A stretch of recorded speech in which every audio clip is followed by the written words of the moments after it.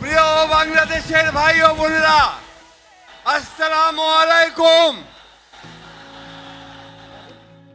আল্লাহর অশেষ মেহেরবানিতে আজকে আমাদের মাঝে দীর্ঘ 17 বছর পরে ফিরে এসেছেন আমাদের স্বাধীনতার ঘোষক শহীদ প্রেসিডেন্ট জিয়াউর রহমানের পুত্র এবং আমাদের গণতন্ত্রের আপসহীন নেত্রী, আমাদের গণতন্ত্রের মাথা দেশনেত্রী বেগম খালেদা জিয়ার পুত্র জনাব তারেক রহমান।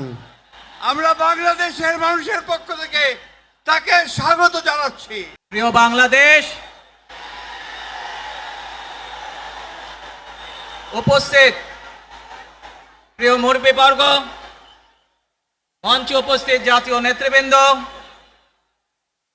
আমার সামনে উপস্থিত প্রিয় ভাই ও বোনেরা এবং মিডিয়ার মাধ্যমে সমগ্র বাংলাদেশ থেকে যারা দেখছেন এই অনুষ্ঠান, প্রিয় ভাই বোনেরা, প্রিয় মা বোনেরা, আসসালামু আলাইকুম।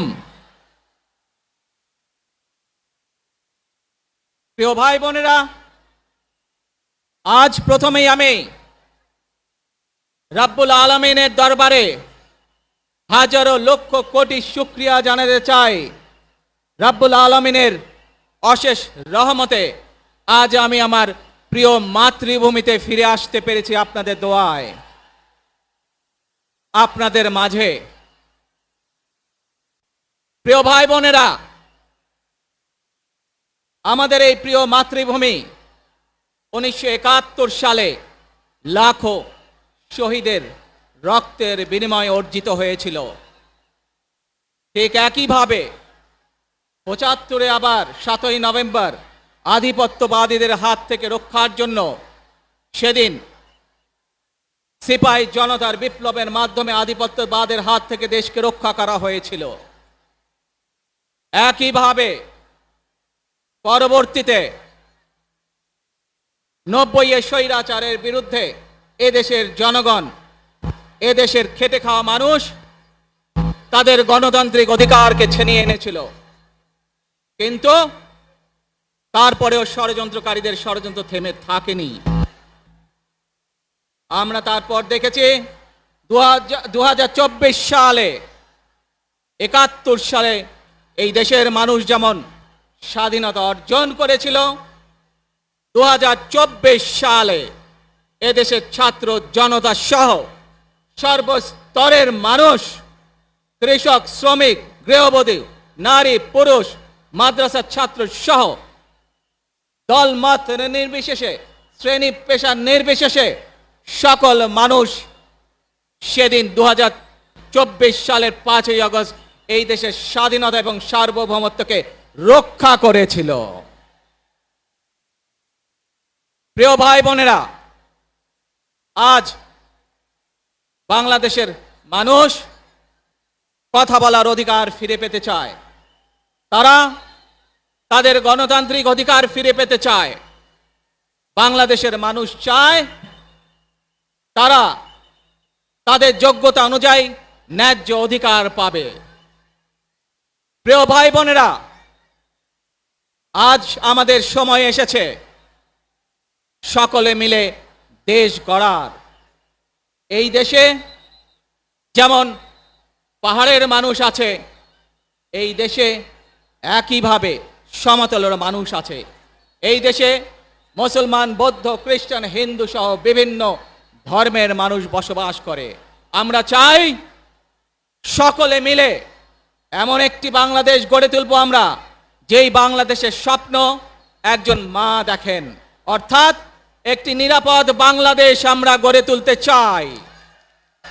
যে বাংলাদেশে একজন নারী, একজন পুরুষ, একজন শিশু যেই হোক না কেন নিরাপদে ঘর থেকে বের হলে নিরাপদে ইনশাআল্লাহ ঘরে আবার ফিরে আসতে পারে। প্রিয় ভাই বোনেরা, এই দেশের জনসংখ্যার অর্ধেক নারী, 4 কোটিরও বেশি। তরুণ প্রজন্মের সদস্য, 5 কোটির মতন শিশু, 40 লক্ষের মতন প্রতিবন্ধী মানুষ রয়েছেন, কয়েক কোটি কৃষক শ্রমিক রয়েছেন। এই মানুষগুলোর একটি প্রত্যাশা আছে এই রাষ্ট্রের কাছে, এই মানুষগুলোর একটি আকাঙ্ক্ষা আছে এই দেশের কাছে। আজ আমরা সকলে যদি ঐক্যবদ্ধ হই, আজ আমরা যদি সকলে প্রতিজ্ঞাবদ্ধ হই, তাহলে আমরা এই লক্ষ কোটি মানুষের সেই প্রত্যাশাগুলো পূরণ করতে পারি ইনশাআল্লাহ। প্রিয় ভাই বোনেরা, 71 সালে আমাদের শহীদরা নিজের জীবন উৎসর্গ করেছিলেন এই রকম একটি বাংলাদেশ গঠনের জন্য।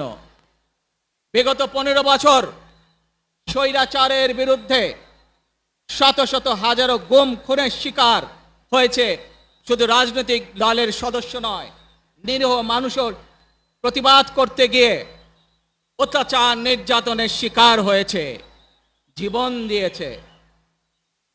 2024 সাল মাত্র সেদিনের ঘটনা। কিভাবে আমরা দেখেছি আমাদের তরুণ প্রজন্মের সদস্যরা কিভাবে নিজের জীবন উৎসর্গ করেছে দেশের এই স্বাধীনতা এবং সার্বভৌমত্বকে রক্ষা করার জন্য। প্রিয় ভাই বোনেরা, কয়েকদিন আগে এই বাংলাদেশের 24-এর আন্দোলনের এক সাহসী প্রজন্মের এক সাহসী সদস্য ওসমান হাদিকে হত্যা করা হয়েছে। ওসমান হাদি শহীদ হয়েছে। প্রিয় ভাই বোনেরা, ওসমান হাদি চেয়েছিল এই দেশের মানুষের জন্য গণতন্ত্র প্রতিষ্ঠিত হোক, এই দেশের মানুষের গণতান্ত্রিক অধিকার প্রতিষ্ঠিত হোক, এই দেশের মানুষ তাদের গণতান্ত্রিক এবং অর্থনৈতিক অধিকার ফিরে পাক। আজ 24-এর আন্দোলনে যারা শহীদ হয়েছেন, ওসমান হাদি সহ 71-এ যারা শহীদ হয়েছেন, বিগত স্বৈরাচারের সময় বিভিন্নভাবে খুন গুমের শিকার হয়েছেন, এই মানুষগুলোর রক্তের ঋণ যদি শোধ করতে হয়, আসুন আমরা আমাদের সেই প্রত্যাশিত বাংলাদেশ গড়ে তুলব, যেখানে আমরা সকলে মিলে কাজ করব, যেখানে আমরা সকলে মিলে আমাদের প্রত্যাশিত বাংলাদেশকে গড়ে তুলব। প্রিয় ভাই বোনেরা, বিভিন্ন আধিপত্যবাদ শক্তির গুপ্তচরেরা বিভিন্নভাবে ষড়যন্ত্রে এখন লিপ্ত রয়েছে। আমাদেরকে ধৈর্যশীল হতে হবে, আমাদেরকে ধৈর্য ধারণ করতে হবে।